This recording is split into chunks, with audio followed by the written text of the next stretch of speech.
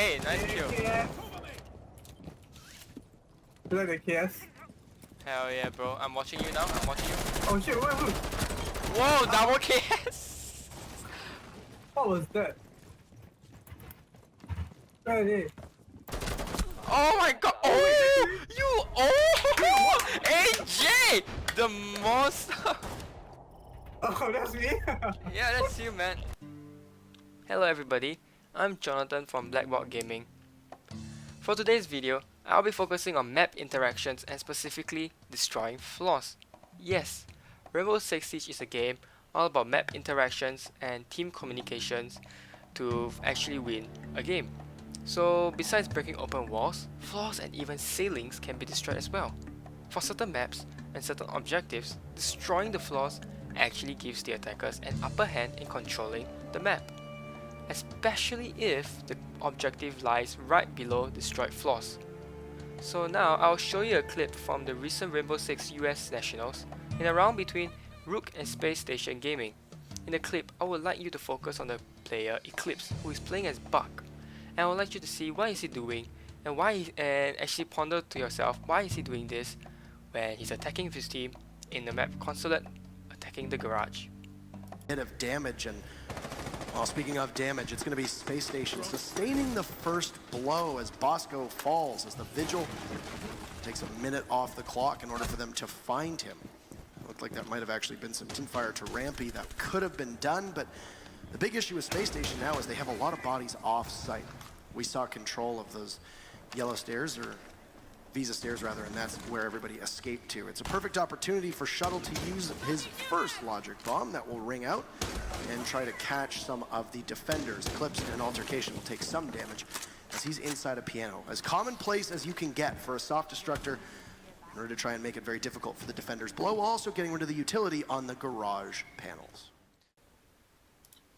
So now I'll be covering to you guys why the Eclipse of Root Gaming did this and why it's so useful about destroying flaws in certain maps. So upon entering the room, I'm actually on the first floor, and as you can see, I'm actually directly above the two objectives, Bomb A and Bomb B.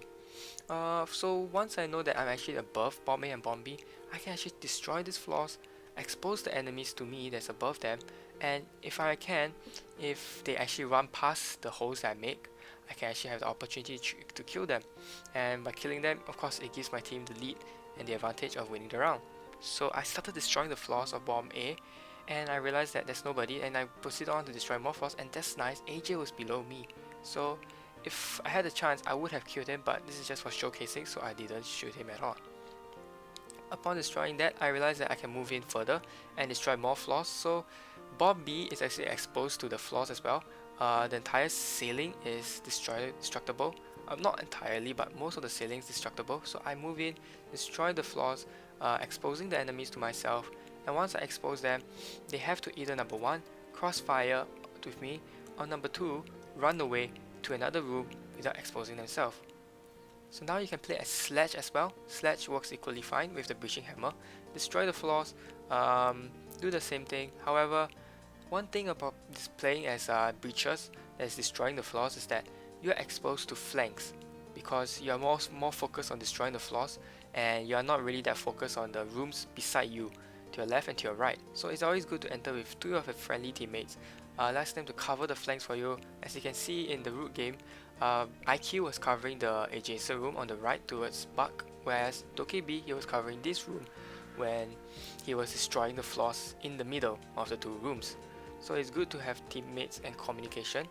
And one thing about destroying the flaws is you can actually take down bandit charges or mute charges on reinforced walls that Thatcher is not needed.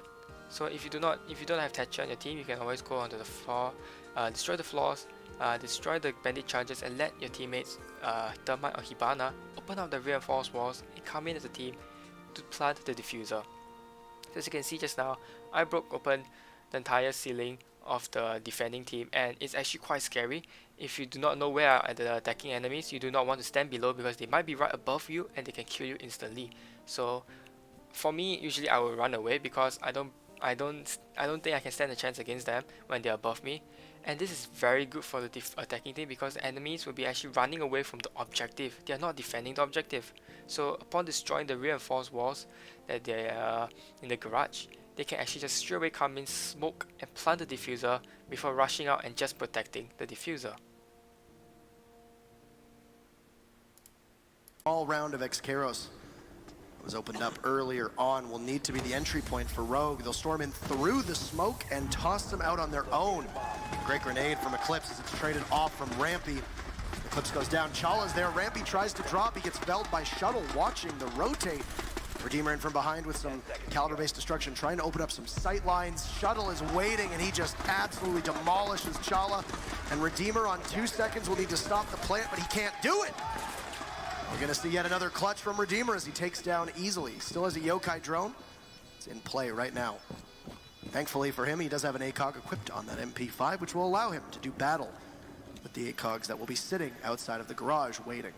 The big issue for defenders when a Hibana is brought and not a Thermite means that usually the diffuser will go down in front of the very small hole so you can watch it. And there you have it. Slash is watching and it's very easy.